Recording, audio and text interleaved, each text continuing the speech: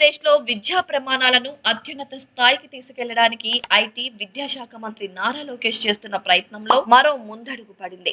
ఆధ్యాత్మిక నగరం తిరుపతికి ప్రతిష్టాత్మక విద్యా సంస్థ వస్తోంది. మైసూరు కేంద్రంగా నడుస్తున్న జగద్గురు శ్రీ శివరాత్రీశ్వర మహావిద్యాపీఠం తిరుపతిలో ఆఫ్ క్యాంపస్ ఏర్పాటు చేయడానికి ముందుకొచ్చింది. 70 ఏళ్ల చరిత్ర కలిగిన జేఎస్ఎస్ మహావిద్యాపీఠానికి మన దేశంతో పాటు విదేశాల్లో 300కు పైగా విద్యా సంస్థలు ఉన్నాయి. మైసూరు కేంద్రంగా ఉన్న JSS academy of higher education and research నాక్ నుంచి A++ గుర్తింపు పొందిన డీమ్డ్ యూనివర్సిటీ. తిరుపతిలో ఏర్పాటు చేయబోయే క్యాంపస్ ను అత్యున్నత ప్రమాణాలతో అభివృద్ధి చేస్తారు. Advanced engineering and technologies, life sciences, biotechnology, health care management, tourism, law, humanities వంటి మొత్తం 74 కోర్సులు అందిస్తారు. క్యాంపస్ పూర్తి స్థాయిలో అందుబాటులోకి వచ్చాక 10,000 మందికి పైగా విద్యార్థులు ఇక్కడ చదువుకోవచ్చు. రెగ్యులర్ కోర్సులతో పాటు హెల్త్ కేర్ లో AI, semiconductor applications, aerospace, medicine వంటి 6 సెంటర్ ఆఫ్ ఎక్సలెన్స్ కేంద్రాలను కూడా